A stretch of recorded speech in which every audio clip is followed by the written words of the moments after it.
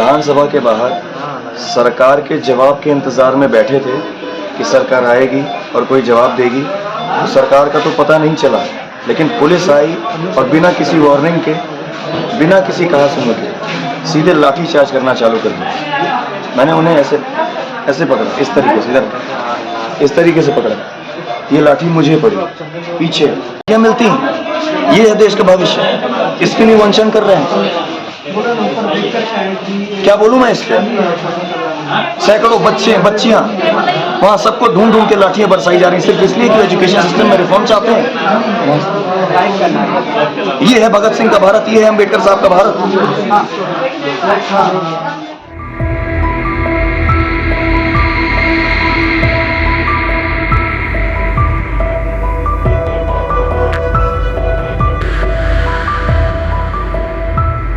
मेरा नाम सक्षम है। हुआ क्या कि हम बहुत ही शांतिपूर्वक प्रोटेस्ट कर रहे थे। हम आराम से एकदम सामने की ओर बैठे हुए थे और जैसे ही उन्होंने देखा कि लोग वहाँ पे कम हुए, धीरे धीरे क्या हुआ कि सारे लोग यहाँ पे हॉस्टल में रहने वाले हैं, तो उनको पता था कि कुछ समय के बाद लोग यहाँ से चले जाएंगे। जैसे ही लोग वहाँ से कम हुए, स्टूडेंट थोड़े कम हुए, वहाँ पे फोर्स बढ़ गई। वहाँ पे लगभग 500-600 स्टूडेंट हो गए और फोर्स लगभग 2000। जैसे ही उन्होंने देखा कि लोग वहाँ पे कम पड़े, वो अचानक से टूट पड़े। ना ही किसी तरह की वार्निंग दी गई, ना ही कुछ बोला गया। अचानक से वो आए और उन्होंने लाठीचार्ज कर दिया और हम एकदम ही शांतिपूर्वक प्रोटेस्ट कर रहे थे। ना ही हमारे हाथ में किसी तरह का कोई अस्त्र था, ना ही शस्त्र था, ना ही लाठियाँ थी, कुछ नहीं था। हम तो आराम से शांतिपूर्वक प्रोटेस्ट कर रहे थे, लेकिन उन्होंने जो हमारे साथ किया,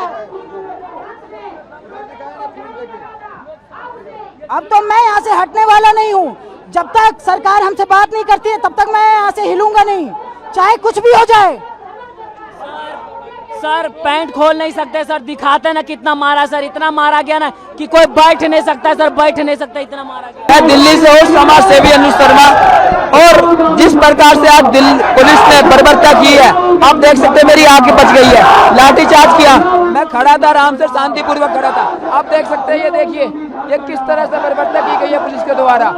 आप देख रहे हैं हम क्या मांग रहे हैं, हम न्याय तो मांग रहे हैं, हम शिक्षा व्यवस्था परिवर्तन की बात तो कर रहे हैं, हम JSS-CGL की परीक्षा को रद्द करने की तो बात कर रहे हैं, हम JPCS को रद्द करने की मांग कर रहे हैं, जो भ्रष्टाचारी उनके ऊपर कार्रवाई हो उसकी बात कर रहे हैं। यह सरकार दमनकारी, अत्याचारी और भ्रष्टाचारी सरकार है।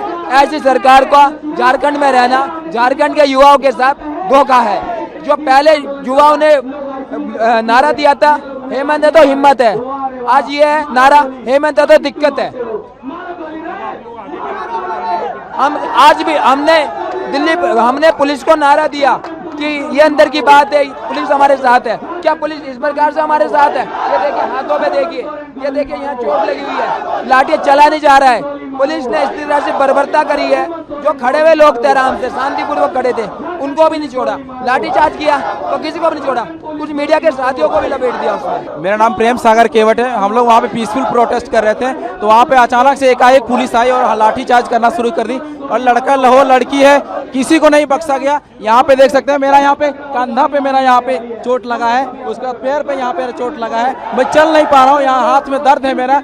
और यहाँ पे हम लोग खेत में दौड़ रहे थे, पुलिस दौड़ा के मार रही थी और अंधेरे का पूरा फायदा उठाया गया। वहाँ पे लाइट नहीं था, मीडिया कर्मी नहीं थे, जिसका पूरा फायदा उठाएगा और पूरा घेर के मारा गया, जैसे हम लोग कोई आतंकवादी है, हम लोग कोई उपद्रवी है, हम लोग कोई नक्सली है, इस तरह से मारा गया। ये बिल्कुल निंदनीय है और तानाशाही सरकार की ये पहचान है। हम लोग इसका पूरा निंदा करते हैं, घोर निंदा करते हैं और हम लोग मांग करते हैं कि जो भी पुलिसकर्मी इसमें इन्वॉल्व है उस पर त्वरित कार्रवाई हो, तभी हम लोग यहाँ से हटने वाले, नहीं हटने वाले हैं। मेरा नाम रोहित है। हम लोग शांतिपूर्ण तरीके से आंदोलन कर रहे थे। हम लोग शांतिपूर्ण तरीके से विधानसभा घेराव के लिए गए हुए थे।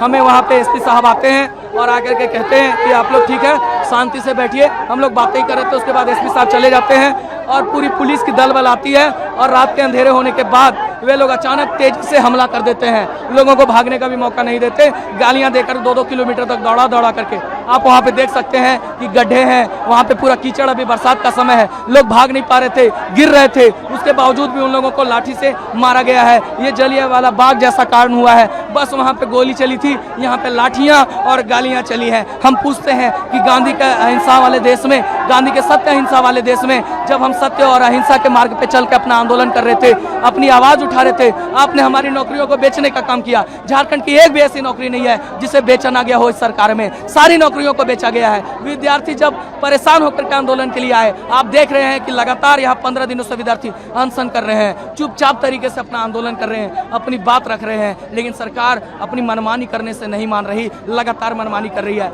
आप लाठियां चला रहे हैं। आप क्या बतलाना चाहते हो कि आप हमें मार के नौकरी बेचोगे? क्या आप हमें जान से मार के नौकरी बेचोगे? अगर आप हमें मार के नौकरी बेचना चाहते हो तो आप हमें जान से मार दो। लाठी क्यों चला रहे हो? गोली चला दो, गोली मार दो हम लोगों को। हमारा मांग है कि राहुल गांधी के समर्थन से बनी ये सरकार है। राहुल गांधी जी हमेशा छात्रों के हित में, युवाओं के हित में बात करते हैं। राहुल गांधी हमेशा युवाओं के लिए खड़े रहते हैं। आप जंतर मंतर पे युवाओं के लिए खड़े रहे, उनसे भेंट करने के लिए गए। आप झारखंड क्यों नहीं आ रहे? क्या हम मर जाएंगे तब आओगे? अब हमने फैसला किया है कि हम सब जितने विद्यार्थी हैं वो अनशन पे बैठेंगे जब तक राहुल गांधी नहीं आते। हम अपना दर्द राहुल गांधी को दिखाएंगे, हम दिखाएंगे अपनी चोटों को, हम दिखाएंगे कि कैसे हमारी खोपड़ी माथे पे लाठी यहाँ चलाई गई है, हम दिखाएंगे कि कैसे हमारे पीठ पे, हमारे माथे पे, हमारे हाथ को तोड़ा गया है, कैसे हमारे पाँव को तोड़ा गया है, कैसे हमारे छात्रों को कुचलने का काम किया गया है। क्या हम सत्य अहिंसा के मार्ग संवैधानिक तरीके से आंदोलन नहीं कर सकते? क्या हम अपने अन्याय के खिलाफ आवाज नहीं उठा सकते? क्या हमें हमारे संविधान ने कुछ अधिकार नहीं दिया? आप हमें बताइए।